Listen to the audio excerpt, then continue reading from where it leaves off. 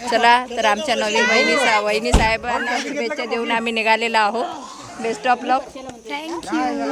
नांदा सौख्य बरे. ओके, भेटू लवकरच. बाय. कोण टोपी काढत आहे? हॅलो फ्रेंड्स, स्वागत आहे तुमचं या चॅनलवर ज्याचं नाव आहे मोहिनी हजारे. कशी आहे तुम्ही? हाऊस तुम्ही मस्त आणि मजेत असणार आहे. तर या माझ्या आनंदाचं कारण मी तुम्हाला सांगते की माझ्या नवऱ्याला मी माफ करून दिलेलं आहे, त्यांनी मला माफ करून दिलेलं आहे. झाल्या गेलेल्या सर्व चुका विसरून आम्ही नव्याने सुरुवात करणार आहे, जशी की आम्ही नेहमीच आतापर्यंत नव्याने सुरुवात केलेली आहे. आणि काही दिवसांनी आम्ही भांडणं पण केलेली आहेत, जे तुम्हाला दाखवलेली आहेत. तर त्यासाठी मी सॉरी बोलून आता व्हिडिओला सुरुवात करते. तर हे आहे माझं कोकण, हे आहे माझं कोकणाचं माहेर. कसे आहे तुम्ही? होस्ट तुम्ही मस्त आणि मजेत असणार आहे. तर मी सुद्धा मस्त इथं लग्न एन्जॉय केलेलं आहे, परंतु लग्नाचे व्हिडिओ मी अजूनपर्यंत टाकलेले नाही आहे. त्याचं कारण म्हणजे सध्या मी खूप बिझी आहे.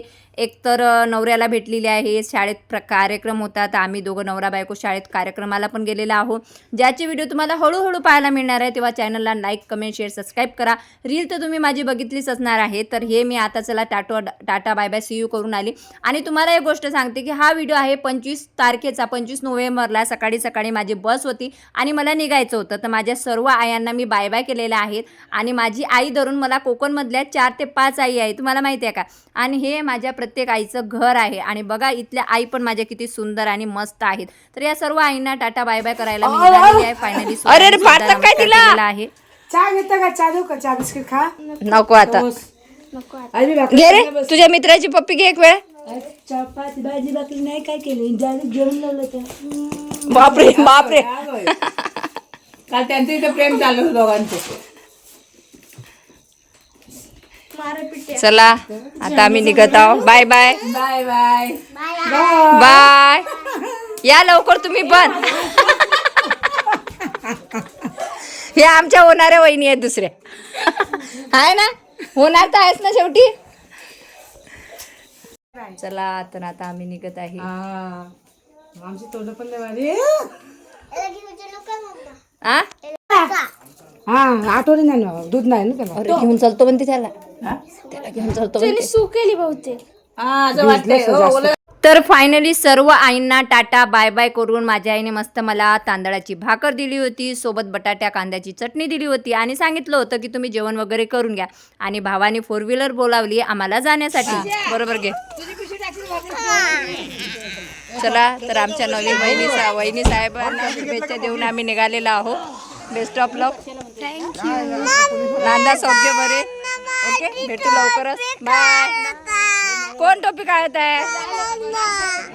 Bye bye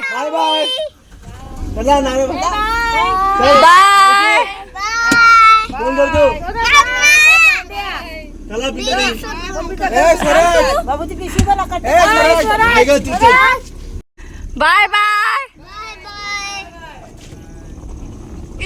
Shavani bye.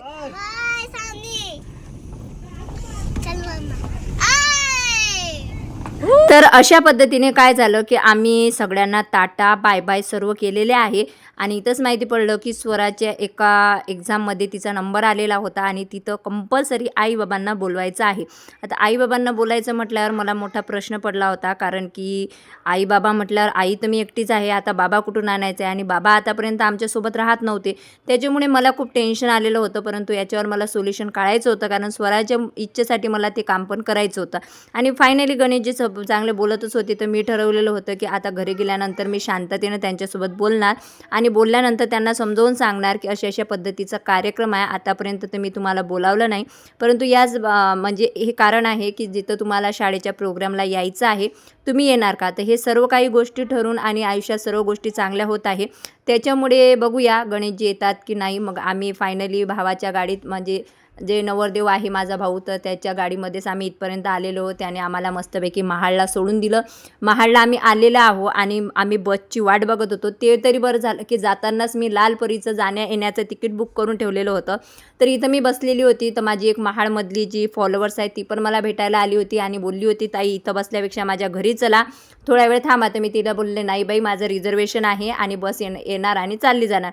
तर फायनली आम्ही बसमध्ये बसलेला आणि जाता माझा हार एवढा भयानक होता ना, कारण अशी गोल गोल गाडी फिरत होती म्हणून. तर आता इथं स्वरा झोपलेला होता आणि एका ठिकाणी गाडी थांबलेली होती. प्रचंड अशी भूक लागलेली होती. तर स्वराने आणि मी काकडी आणि पेरू घेतला आणि तो खायला सुरुवात केलेली आहे. तर असं करत करत आमचा प्रवास सुरू झालेला आहे, तुम्ही बघू शकता. परंतु आज जेव्हा जाताना तर गणेशजीचे एवढे कॉलवर कॉल चालू होते, खूप कॉल चालू होते आणि बोलता बोलता कसा प्रवास गेला ते काही माहिती पडलं नाही.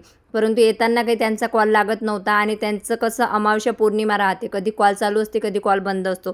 त्याच्यामुळे कॉल बंद आला रे की माझं डोकं हलतं आणि मला टेन्शन येतं की नेमकं काय झालं असेल. आणि तेव्हाच या पुण्यात बॉडी वगैरे सापडले होते, कुठं ब्रिजवर कोणत्या तरी बॉडी म्हणजे अज्ञात बॉडी सापडल्या होत्या आणि त्याच्यामुळे असं काही बघितलं की मला जास्तच टेन्शन येतं की बाबा काय झालं असेल काय झालं असेल. आणि मला थोडासे अश्रू पण अनावर झाले होते, कारण आम्ही बहिणी म्हणजे तिथं राहिलो होतो आणि सगळ्याजणी आज गावाला गेल्या होत्या आणि मी मी स्टेटस ठेवलं होतं. तर माझी मैत्रीण बहीण बोलली की चल लगेच परत ये, तुला करमत नाही आहे. तर रळत पळत कसा तरी खात खुंदळत आम्ही फायनली पुण्याच्या स्वारगेटला आलेला तुम्ही बघू शकतो. आणि लहान मुलं कधी मोठी होतात ना ते माहितीच पडत नाही. तर फायनली स्वराने दोन्ही पण बॅग घेतल्या आणि मला बोलली मम्मी तू फक्त स्वराजला आणि पर्सला घे, मी पटापट चालते. मी ओला बुक करून घेतली होती, परंतु ओलावाला सांगत होता की मला आत येता येत नाही, तुम्ही बाहेर या. तर स्वराने बिचारीने ओळत ताळत दोन्ही बॅग बाहेर घेतल्या आणि फायनली आम्ही रिक्षामध्ये बसलेला तुम्ही बघू शकता. ओला बुक केली होती, कारण तसं तर आम्ही 20-30 रुपये ते आमच्या घरापर्यंत जात होतो, परंतु बॅग एवढ्या भारी होत्या ना की रस्ता क्रॉस करणे शक्यच नव्हते. त्याच्यामुळे मी ओला बुक केली जेणेकरून आपल्याला डायरेक्टली बसता येईल. तर ओला आलेली आहे, आम्ही फायनली निघालेला तुम्ही बघू शकता. त्याच्यानंतर लवकरच आता तुम्हाला व्हिडिओ आमच्यासोबतचे पण पाहायला मिळणार आहे, परंतु आम्ही कंपल्सरी सोबत राहू असं नाही, कारण तुम्हाला माहिती आहे आम्ही सोबत राहिलो की आमचं शिवतांडव नृत्य चालू होते आणि आमचे जास्तीत जास्त भांडणंच होतात. त्याच्यामुळे असा विचार आहे की फक्त मुलांचे प्रोग्राम वगैरे अटेंड करायचं, बाकी मी त्यांच्या लाईफमध्ये इंटरफेअर करणार नाही आणि ते पण लाईफमध्ये इंटरफेअर करणार नाही. तर असं आम्ही ठरवलेलं आहे आणि असा विचार करून आम्ही समोर जात आहे. बाकी तुमचं काय मत आहे ते कॉमेंट बॉक्समध्ये सांगायला मात्र विसरू नका. तर घरी पोहोचल्याचा आनंद स्वराजला किती आहे तुम्हाला तो दिसतच असणार आहे. भरपूर जणं म्हणत होती तू लग्नाला गेली, स्वराजची शाळा. तर कसं आहे, शाळा ही होणारच आहे, परंतु घरचे प्रोग्राम असल्यामुळे ते अटेंड करावं लागते आणि ते मुद्दामून या महिन्यात त्यांनी लग्न काढलं, कारण या महिन्यात पाणी वगैरे तिथं भरपूर असते आणि उन्हाळ्यात कोकणमध्ये पाण्याची कमतरता असते, म्हणून त्यांनी या मंथमध्ये लग्न काढलं होतं. तर फायनली मी घरी आली. घरी आल्या इथं चाललं होतं माझं बघणं, कारण मी जेव्हा गावाला गेले तेव्हा माझे भरपूर पार्सल आलेले होते आणि त्या पार्सलवाल्यांना मी सांगितलं होतं की तुमचे सर्व पार्सल बाहेरच ठेवा. तर त्यांनी इथं माझे पार्सल वगैरे ठेवलेले होते आणि तेच मी बघत होते की पार्सल कुठं आहे आणि कुठं नाही म्हणून. तर तुम्ही बघू शकता इथं मी पार्सल वगैरे बघत होती की कुठं ठेवलेले आहेत आणि कुठं. तर अशा पद्धतीने फायनली आम्ही घरी आलेलो आहोत तुम्ही बघू शकता. आणि घरी आल्या म्हणजे आमच्या घरात मुंग्यांनी तांडव घातलेला होता आणि पाली वगैरे पण भरपूर झाल्या होत्या, कशा काय झालेल्या होत्या काही कळत नव्हतं. तर आल्या मी बघायला सुरुवात केली माझे पार्सल किती आले किती नाही, आणि घरात गळाटा तुम्ही बघू शकता किती आहे ते. एक पार्सल मला दिसत नव्हतं. तर 8-8:30 आलेलो, कारण ट्रॅफिकमध्ये खूप लागलो होतं त्याच्यामुळं. आणि घरी आल्या मला व्हिडिओ शूट करायचे होते, कारण तिकडं ना रेंज वगैरे म्हणजे काहीच नव्हतं.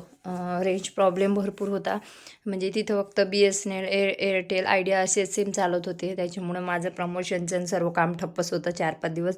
पण इट्स ओके, कामं तर होतच राहतील, परंतु फॅमिलीसोबत जो एन्जॉय असते तो कुठंच मिळत नसतो. आणि भरपूर एन्जॉय केलेला आहे, जे व्हिडिओ मी अपलोड एक तर केले असतील किंवा करणार. आता हा ब्लॉग कधी टाकणार हे मला पण माहिती नाही, कारण माझे ब्लॉग खूप मागोपुढे होतात.